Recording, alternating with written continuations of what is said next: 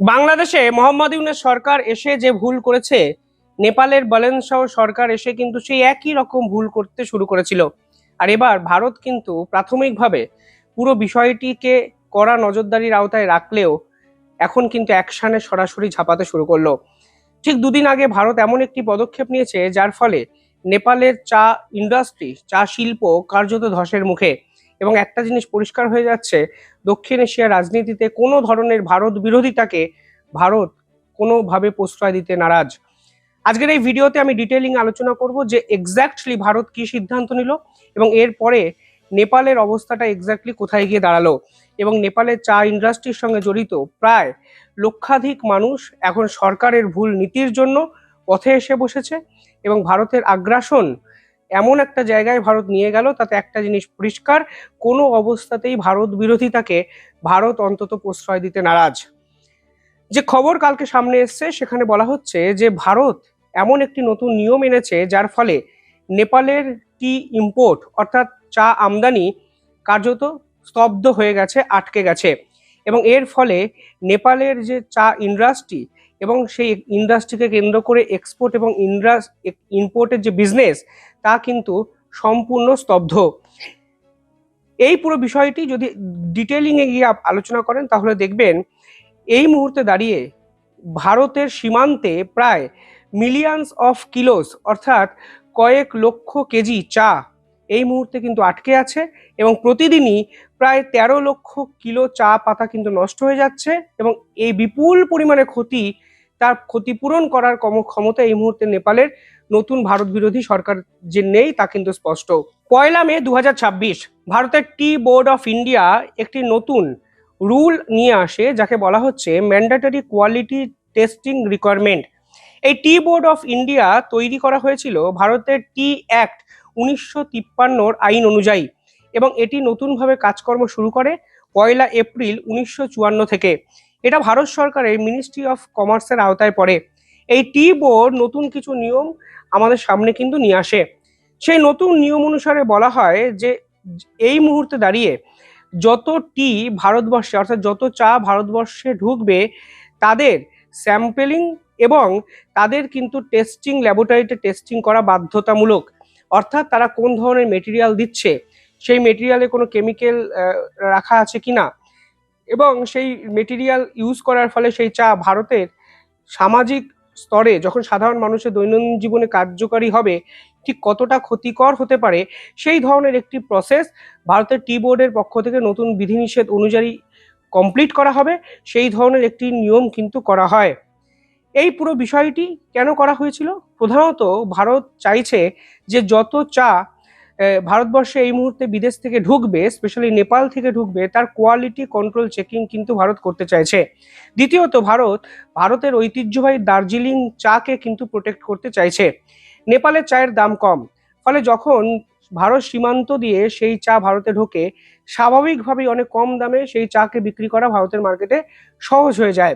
তুলনায় দার্জিলিং চা যেভাবে তৈরি করা হয়, যে পদ্ধতি অবলম্বন করতে হয়, তাতে কিন্তু খরচটা অনেক বেড়ে যায়।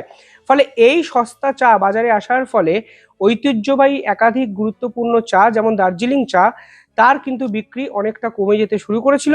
ফলে এই মুহূর্তে দাঁড়িয়ে ডোমেস্টিক মার্কেটকে সেফগার্ড করা ভারতের জন্য ইম্পর্টেন্ট হয়ে যাচ্ছিল। তৃতীয়ত এখানে বোলেন শাহের ভারত বিরোধী সরকারকে কড়া হুঁশিয়ারি ভারত সরকারের পক্ষ থেকে দিয়ে বুঝিয়ে দেওয়া হলো যে প্রথম থেকে যে ভারত বিরোধিতা তোমরা শুরু করেছো, ভারত যদি তোমাদের পাল্টা দিতে শুরু করে তাহলে তোমাদের অর্থনীতি তাসের ঘরের মতো ভেঙে যেতে পারে, যা আজকে কিন্তু হলো। এবং বলেন সরকার কোনো ডিপ্লোম্যাটিক চ্যানেলও এখন অব্দি ওপেন করতে পারেনি ভারতের এই সিদ্ধান্তের বিপক্ষে। কিছু ক্ষেত্রে ভারত সামাজিক স্তরে বিভিন্ন রিসার্চ করে দেখছিল যে নেপালের চা যেহেতু সস্তা, সেই সস্তা চা ভারতবর্ষে অনেকে নিয়ে এসে সেটাকে ভারতের ব্র্যান্ডিং এবং ভারতের এই পদ্ধতির সঙ্গে কোপ আপ করে ভারতীয় মোড়কে সেটা বিদেশে বিক্রি করা হয়। ফলে যখন আপনি সস্তা চা কম দাম অন্য দেশ থেকে নিয়ে আসবেন এবং সেটি চড়া দামে বিদেশি বিক্রয় করবেন, তখন কিন্তু ভারতের নামটি সরাসরি জড়িয়ে যাবে। অর্থাৎ ভারতের যে লার্জ হিস্ট্রি আছে চা শিল্পে, তার রেপুটেশনটাও কিন্তু ধাক্কা খেতে পারে যদি বিদেশে এই কর্মকাণ্ডটি এক্সপোজড হয়ে যায়। ফলে কোয়ালিটি কন্ট্রোল ভারতের কাছে প্রধান বিচার্য বিষয়, এবং সেটার জন্যই ভারত কিন্তু এই ধরনের কর্মযজ্ঞে নামলো। এর ফলে কি হয়েছে, তথ্য বলছে এর ফলে এই মুহূর্তে বর্ডারে প্রায় 86 থেকে 90% নেপালি চা আটকে গেছে এবং বর্ডারে একের পর এক ট্রাক আটকে গেছে এবং কোনো অবস্থাতেই সেগুলো ছাড়পত্র এই মুহূর্তে ভারত সরকার দিচ্ছে না এবং প্রায় বিলিয়ন অফ ডলার্স এই মুহূর্তে ক্ষতির মুখে দাঁড়িয়ে আছে নেপাল। এই ইন্ডাস্ট্রির সঙ্গে জড়িত কয়েক হাজার কৃষক এবং এই মুহূর্তে নেপালের অত্যন্ত গুরুত্বপূর্ণ দুটি জেলা, ঝাপা জেলা এবং ইলাম জেলা, সেখানে প্রায় বন্ধ হয়ে গেছে 80 থেকে 100-র বেশি চা কারখানা।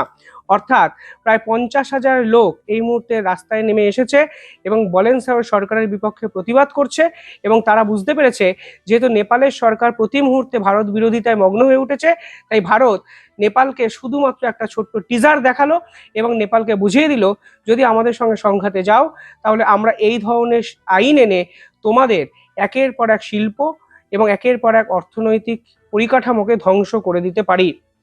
একাধিক রিপোর্ট কি বলছে? একাধিক রিপোর্ট বলছে যে এই মুহূর্তে প্রায় 7 লাখ কেজি চা নেপাল সীমান্তে আটকে গেছে। এ হলো ভারতের মিডিয়া রিপোর্ট। নেপালের মিডিয়া রিপোর্ট করেছে যে এই মুহূর্তে 7 লাখ নয়, প্রায় 13 লক্ষ কেজি চা ভারতের সীমান্তে কিন্তু আটকে গেছে। ফলে সব মিলিয়ে এই ক্ষতির পরিমাণটা কয়েক লক্ষ কোটি টাকা, যার ক্ষতিপূরণের ক্ষমতা বালেনশাওয়ার সরকারের কাছে নেই। প্রায় 60,000-এর বেশি লোক এই পুরো কাজকর্মে কিন্তু নিয়োজিত নেপালে। ফলে অর্থনৈতিক মেরুদণ্ড যেমন ভেঙে যাচ্ছে নেপালে, একই সঙ্গে 60,000 মানুষের কর্মসংস্থান নিয়েও কিন্তু বড়সড় প্রশ্নচিহ্ন উঠে গেছে এবং বিপুল পরিমাণে ক্যাশ লেনদেন এই চা শিল্পকে কেন্দ্র করে হতো। পুরোটাই ক্যাশে কেনা বেচা হতো, কিছু ক্ষেত্রে দৈনিক পারিশ্রমিক দ্বারা নিয়ন্ত্রিত হতো। ফলে সব মিলিয়ে এর বিকল্প কর্মসংস্থানের জোগাড় করার এই মুহূর্তে ক্ষমতা নেপালের এই সরকারের কাছে কিন্তু নেই, তা কিন্তু পরিষ্কার। নেপালে যত পরিমাণ চা উৎপন্ন হতো তার 90% কিন্তু ভারতবর্ষে আসতো। ফলে ভারত সরকার যখন এই ধরনের সিদ্ধান্ত নিয়েছে তাতে একটা জিনিস পরিষ্কার, এই 90% চায়ের বিকল্প কোনো জায়গা নেপাল সরকারকে তৈরি করতে হবে, যা এই মুহূর্তে নেপালের করা কার্যত অসম্ভব।